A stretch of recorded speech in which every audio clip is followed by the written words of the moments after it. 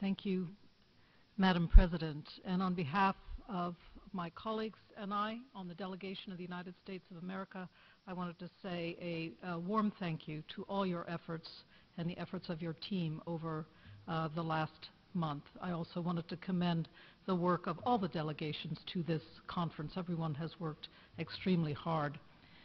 Madam President, I must say, however, that there is no agreement on this package of documents, and for that reason, with regret, I must say that we are expressing this point of view.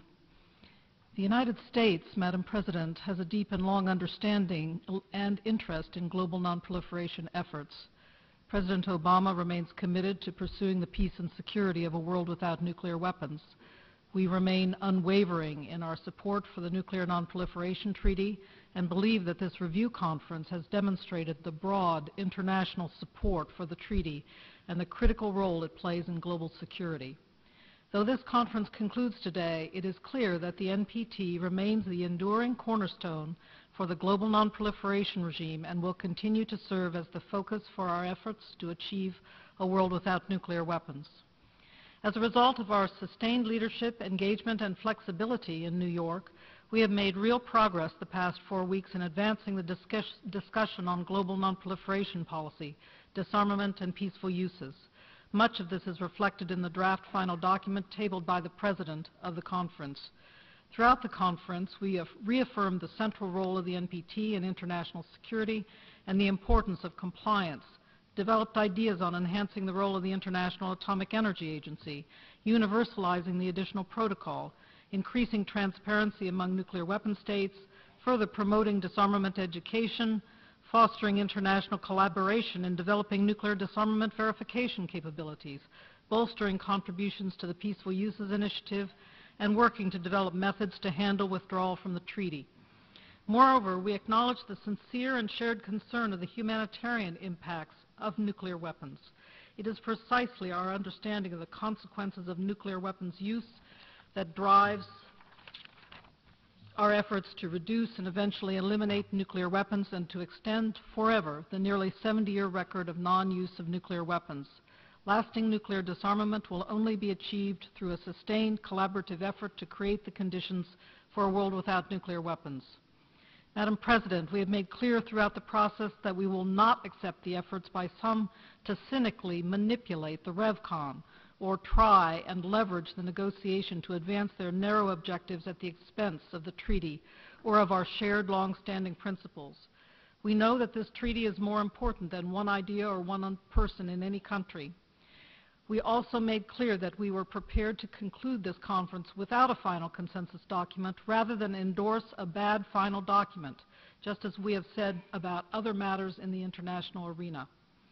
We were prepared to endorse consensus on all the other parts of the draft final document addressing the 3 pillars of this treaty: disarmament, nonproliferation, and the peaceful uses of nuclear energy.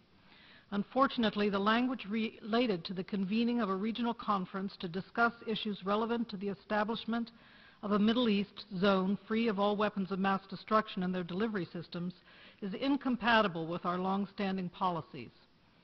We have long supported regional nuclear weapons-free zones, as these zones, when properly crafted and fully implemented, can contribute to international peace, security, and stability. We have also stressed that the initiative for the creation of such zones should emanate from the regions themselves and under a process freely arrived at and with the full mutual consent of all states in the region. Secretary Kerry noted at the opening of the review conference that we were firmly committed to holding the proposed conference on a regional zone in the Middle East, free of all weapons of mass destruction, provided that the terms for the conference would be agreed by all regional parties. Secretary Kerry also warned that there would be no prospect for engagement or agreement absent the consent of all the states involved. Unfortunately, the proposed language for a final document did not allow for consensus discussions among the countries of the Middle East for an agreement on the agenda and the modalities of the conference and set an arbitrary deadline for holding the conference. We attempted to work with other delegations, in particular Egypt and the other Arab League states, to improve the text, but a number of these states, and in particular Egypt, were not willing to let go of these unrealistic and unworkable conditions included in the draft text. In the end, the proposed final document outlined a process that would not build the foundation of trust necessary for holding a productive conference that could reflect concerns of all regional states. The United States is also disappointed that the mandate adopted at the 2010 RevCon to convene a conference on the Middle East Free Zone has now effectively expired, and all efforts to date have been abandoned. If all the states of the region agree by consensus to resume the process to building such a zone, the United States stands ready to support all parties to achieve this important objective.